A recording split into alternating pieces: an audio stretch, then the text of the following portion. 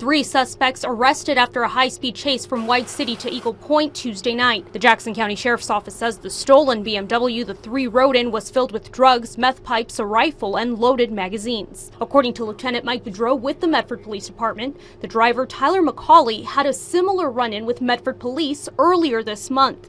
Budreau says he knows the Jackson County Jail is packed, but says McCauley should not have had the opportunity to commit the same crime. After folks exhibit the behavior that they're going to repeatedly offend or repeatedly not show up for court, from a law enforcement standpoint, we would like to reserve the spots that we have for those individuals. Police say another example of why criminals exhibiting certain patterns need to stay locked up is Jonathan McDonald. According to this timeline provided by the Medford Police Department, since March, McDonald has been arrested 6 times, but is suspected of all the crimes listed in white. We either have to re-arrest them because they failed to appear or they committed new crimes.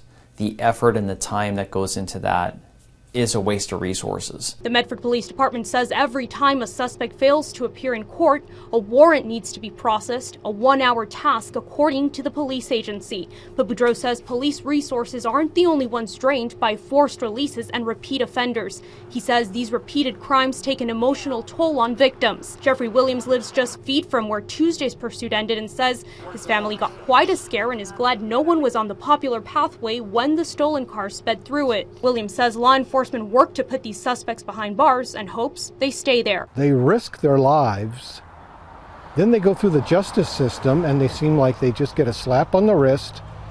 A lot of times it's because of overcrowding, and they call them low risk. Obviously this was not low risk. Covering your news in Jackson County, Jessica De Nova, News 10.